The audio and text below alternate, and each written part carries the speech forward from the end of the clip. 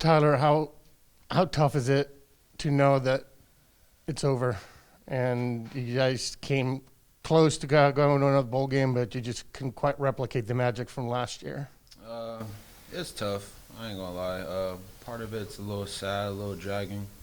But at the end of the day, me personally, I'm not affected by it because that's just what the sport of football was. I've been playing this sport for 18 years now. I had a lot of ups and downs. I had downs that was worse than this. This is just one loss. I remember losing 10 weeks straight in a row. So it's just all about perspective.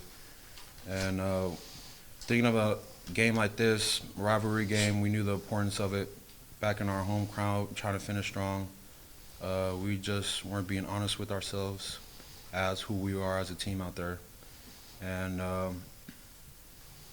I think for some sort it'll be a motivator for some. But I think for me personally, looking back, I don't have none nor any regrets for what I've done. With the entire offensive line coming back, and the backfield, untouched. What do you think happened that didn't allow you guys to sort of be as dominant on offense as you were a year ago? So obviously our momentum, right? I mean, we're a personal-based team.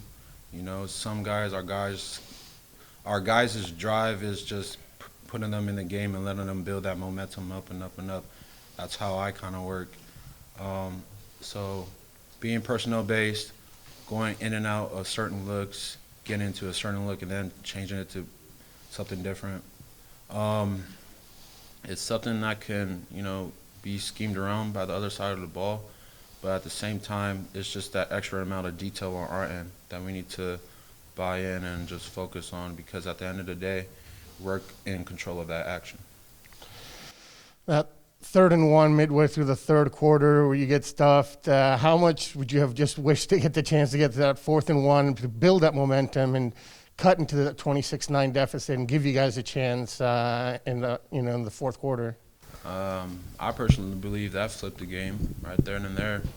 I don't know, if you can't get it first down on 3rd inches, I don't know if you could get 6 points. Tyler, rough one. But as you go back and look about everything, you had Coach Zoe with you in the running back room. How much, at least with Coach Zoe, can you really say as you're leaving San Jose State now? Like, what can you really say about your time here in this running back room? I think my time here, I wasn't supposed to be here, to be honest. I'm the only kid in my high school team playing Division I football right now. When I go back home, I'll be talking about all my experiences playing against SC, Arkansas, all that stuff. So I'm doing something that others aren't really doing. Others that help support me, drive me, endured those struggles with me. I'm appreciative of the struggle because it shaped me of who I am, with the person I am today, and it influenced me on the field. So at the end of the day, when I think back on my career here, it's just nothing but smiles. Because at the end of the day, I'm coming out of this as a first generation college student. I had the ability to start as a true freshman, as an 18-year-old, and I used to remember my mom cooking me breakfast and putting on college football, and I would just watch running backs go crazy. And from the different personalities that I met in that locker room, throughout all these 5 years, it's bigger than football, and, that seeing that from your lens of a young kid being thrown in from now is just, it just changes your perspective, and it's humbled me for sure.